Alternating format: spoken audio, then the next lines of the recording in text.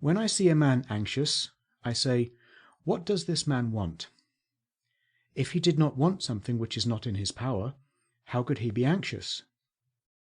For this reason, a lute player, when he is singing by himself, has no anxiety.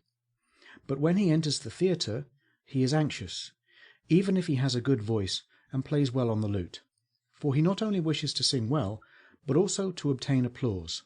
But this is not in his power. Accordingly, where he has skill, there he has confidence.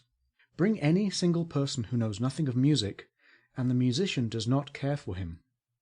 But in the matter where a man knows nothing, and has not been practised, there he is anxious. What matter is this? He knows not what a crowd is, or what the praise of a crowd is. However, he has learned to strike the lowest chord and the highest. But what the praise of the many is, and what power it has in life, he neither knows nor has he thought about. Hence he must of necessity tremble and grow pale. Is any man then afraid about things which are not evils? No. Is he afraid about things which are evils, but still so far within his power that they may not happen? Certainly he is not.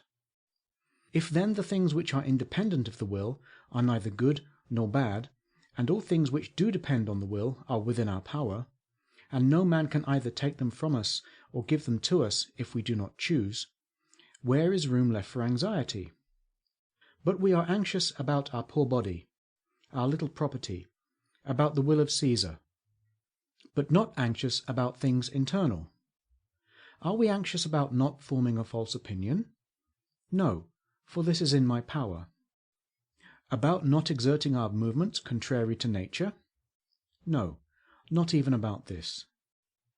When you see a man pale, as the physician says, judging from the complexion, this man's spleen is disordered, that man's liver.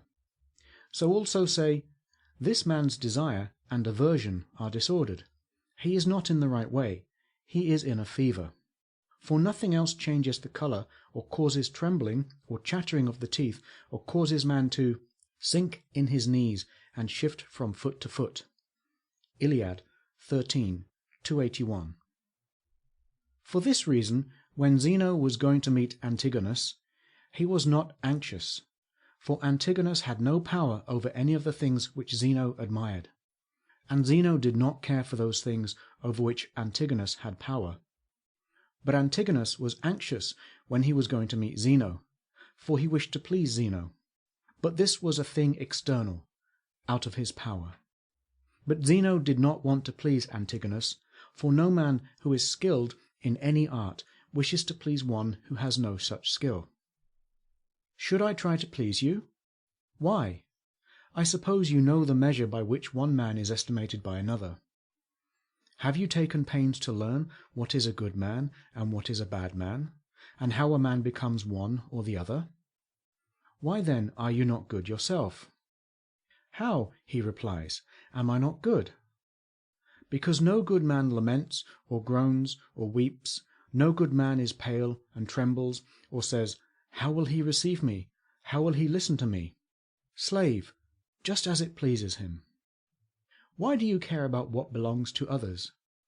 Is it now his fault if he receives badly what proceeds from you? Certainly. And is it possible that a fault should be one man's, and the evil in another? No. Why then are you anxious about which that belongs to others? Your question is reasonable, but I am anxious how I shall speak to him. Cannot you then speak to him as you choose? But I fear that I may be disconcerted. If you are going to write the name of Dion, are you afraid that you would be disconcerted? By no means. Why? Is it not because you have practised writing the name? Certainly. Well, if you were going to read the name, would you not feel the same? And why? Because every art has a certain strength and confidence in the things which belong to it.